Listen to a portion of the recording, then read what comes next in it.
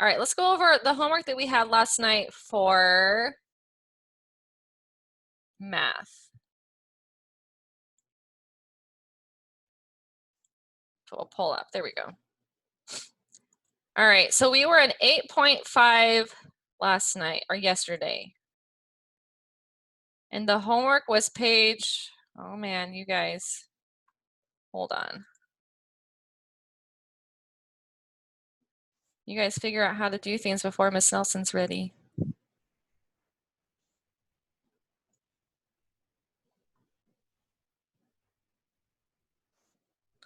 All right, okay, so our homework last night was page 475 and 476. Okay, so here's our homework. So the directions were to fill in how many tens and how many ones that you are in the numbers. And Ignacio, you're like your dad, I saw.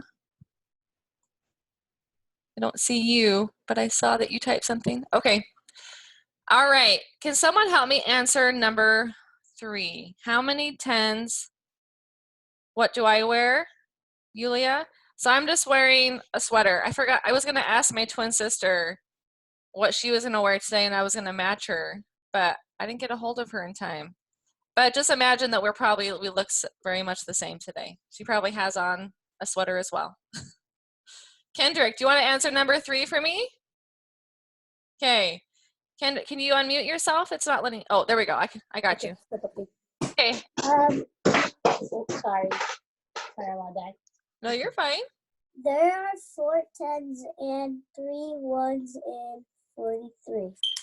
Yeah, there are. There are 4 tens and 3 ones in the number 43. So remember yesterday when we were doing the classwork, we drew lines and dots to represent tens and ones. So Kendrick, how many lines should I make for 4 tens? Or I guess for tens?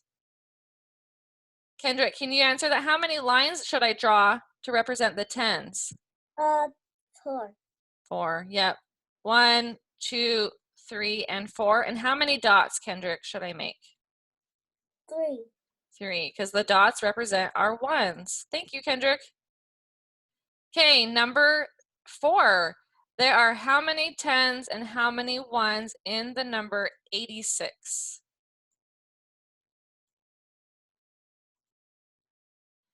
Is that Raphael? Can you answer that for me? Yes. How many tens do I have? You have 8. 8. And how many ones? 6. 6. How many lines should I draw? 8. 8. 1, 2, 3, 4, 5, 6, 7, and 8. How many dots should I make?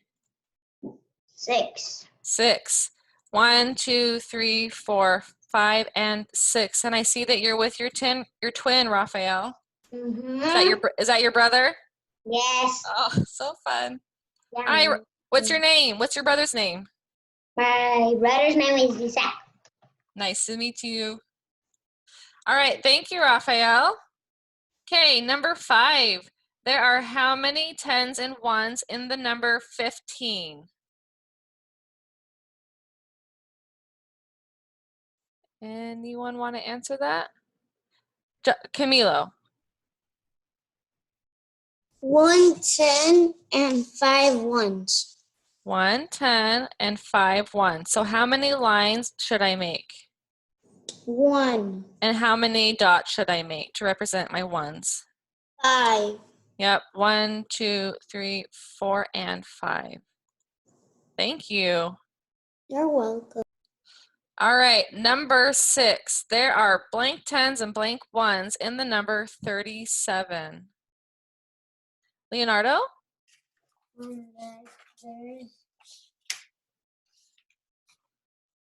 There's 3 tens and 7 ones. Yep, and the number 37. So how many lines should I make?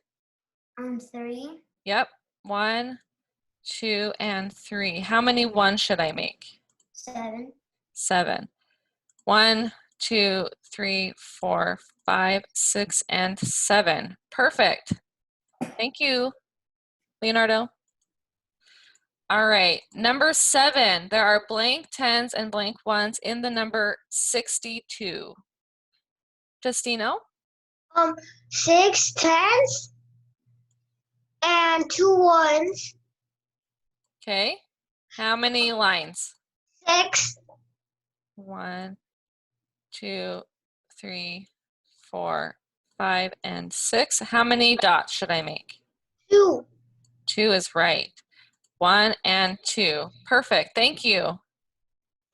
All right. Number 8. There are blank 10s and blank 1s in the number 24.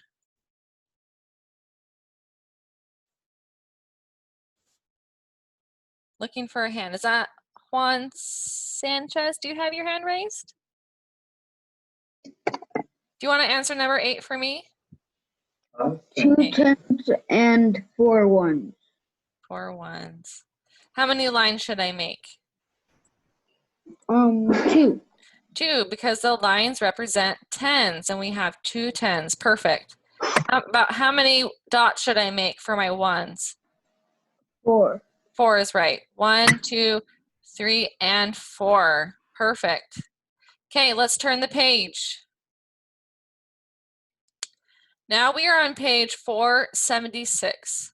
So number 9 says, Kevin draws the model below to show a number. What number is Kevin showing? What number did he make with his model? Let's see someone who I haven't. Someone who hasn't had a chance yet, do you want to answer it?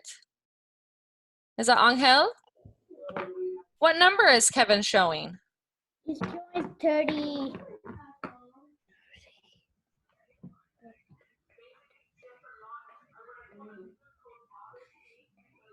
39. He is, yeah. And you know that because the lines represent 10s, and we have 3 10s, 10, 20, 30, and we have, let's see how many ones. We have 1, 2, 3, 4, 5, 6, 7, 8, 9. So 30 plus 9 is 39. Thank you, Angel. Number 10. Gina is collecting data on the number of hours of daylight in the fall and winter. She records data for 68 days. Can draw a model to show the number 68. Okay, so what should I draw here? Sophia Cardona, I saw that your hand was up, the last one. Do you want to answer this one for me?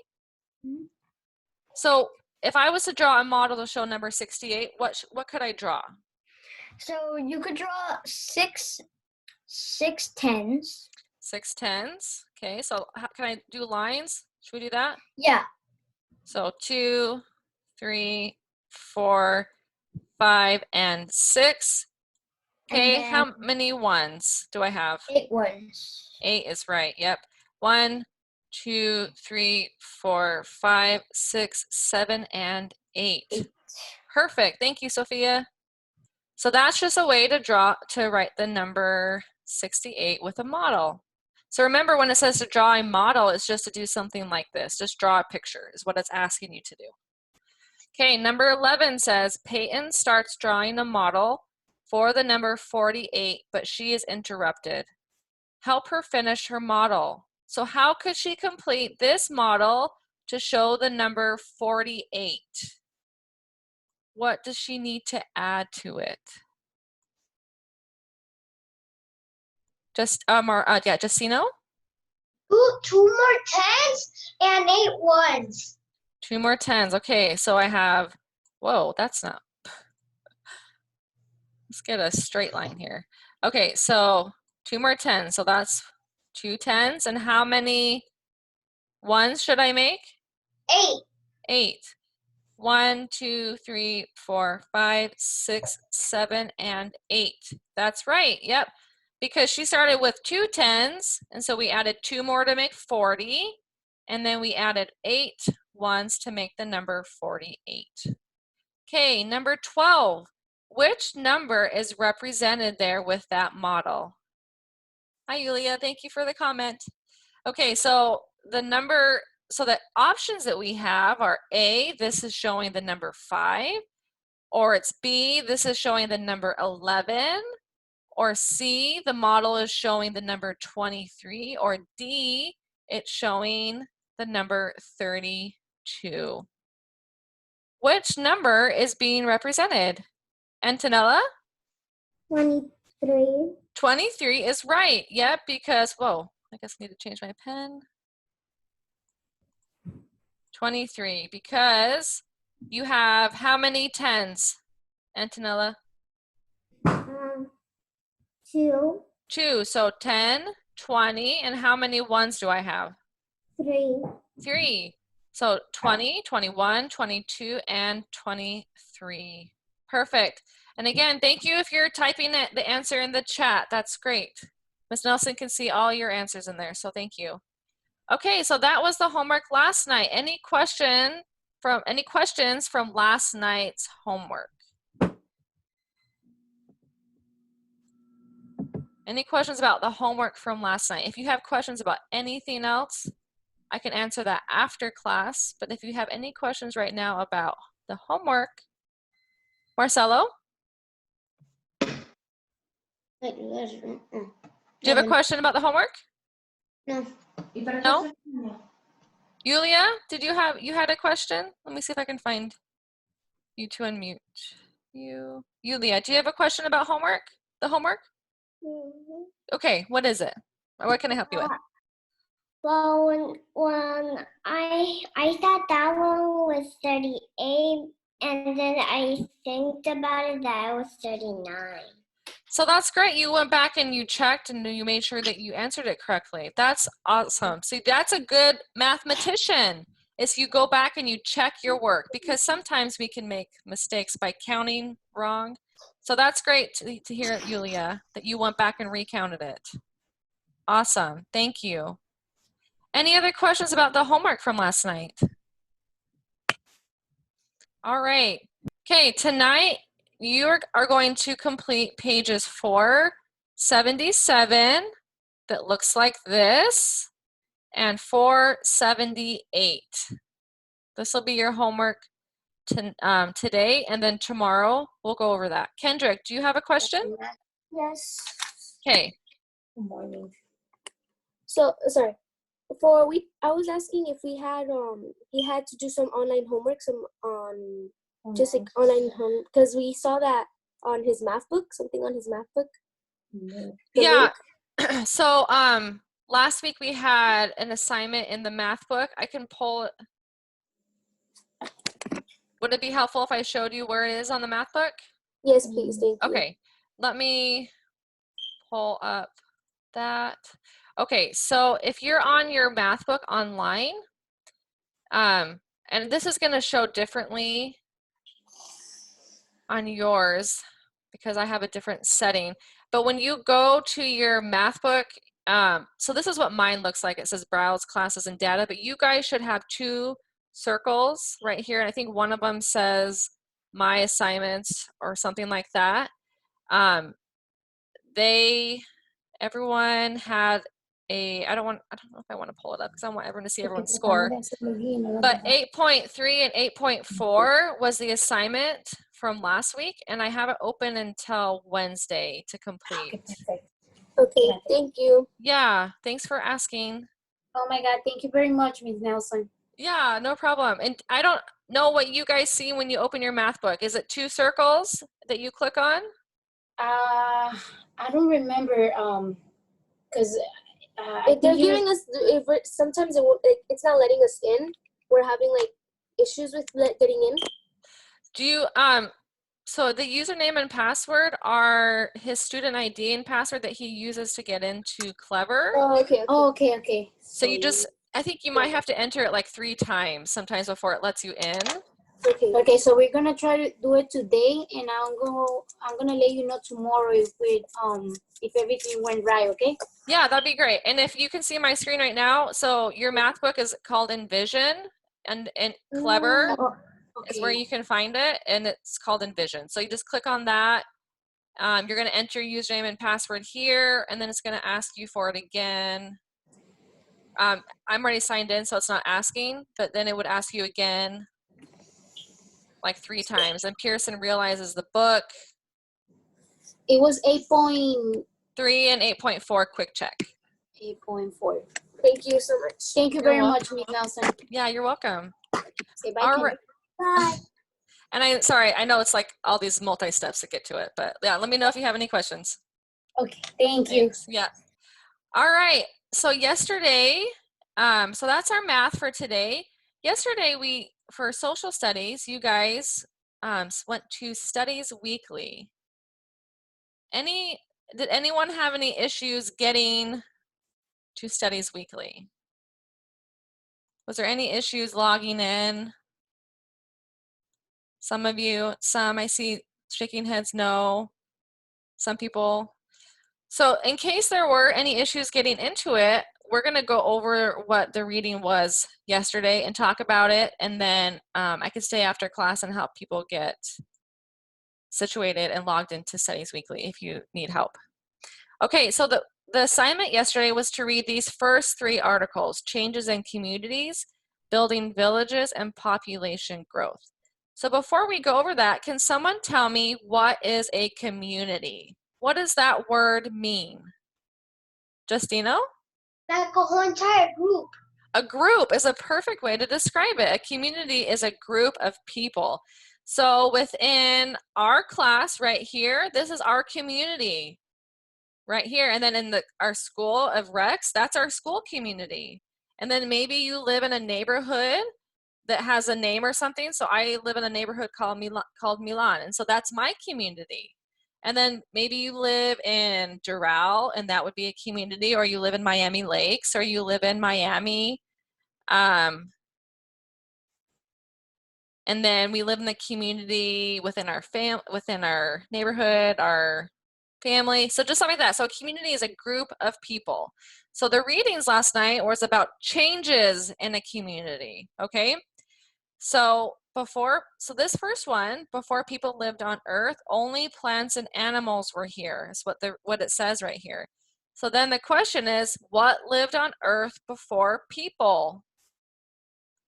Can someone answer it? What lived on Earth before people? What did the reading say? And I actually accidentally already selected it. But what is it? What lived on Earth before people? Sophia Cardona? Okay. It's plants and animals. It's plants and animals. Yeah, so it says right here, before people lived on Earth, only plants and animals were here. So that one was given to you, right? Easy peasy. Number 2, though, what do you think the bear is doing in this picture? So just looking at him, it looks like he's taking a nap, right? But his eyes are open, so he's not taking a nap. What's he doing? And again, I accidentally already selected it. But Nelissa, you had your hand raised before. What's this bear doing? Scratching his back. Yeah, so if you've ever seen a picture of a bear scratching themselves, their arms can't reach behind them, so they use trees to scratch. If you've seen the movie The Jungle Book, Baloo, he scratches his back on the tree, right? So that bear is scratching his back. So the number 3, how do communities change over time? This wasn't necessarily talked about within that reading, so you had to kind of use some critical thinking. And so how do communities change over time? What does it say? Juan Sanchez? Some communities grow while some communities shrink over time. Yeah, so some communities, as they grow, other people will move from a community to another one, causing one community to get bigger, and then another one, it shrinks. So I'm from the state of Wyoming, and all of the towns are very small. And back in the day where my dad grew up, he grew up in a small town that used to be very big, but over time that changed, and now that's a very smaller town, and other communities around it are bigger. So as communities change, they grow, and sometimes communities will shrink and some will grow. So it's just kind of a balance thing, that change happens there. All right, let's go to the next reading. It was called Building Villages. More than 3,000 years ago, people began to change things. They cut down trees and other plants so they could grow food and build villages. Number 1, the question, people began to cut down trees to build what? What did they build? Sofia Cardona? Wait, I wasn't raising my hand. Oh, you have your hand above your head, sorry. Oh. Justino? Villages. Villages. So that the reading tells us that they cut down trees and other plants so they could build villages. And Justino, what's a village? What were they building? What does that mean? Do you know what a village is? Like house? Yeah, like houses. So if you look over here in this picture, this is a picture of a house that was in a village. So a village is just a small community. So it's a group of people that lived around each other. And they cut down plants and stuff to build their town. Okay, number 2, which of the following was not needed to build a village? What was not needed?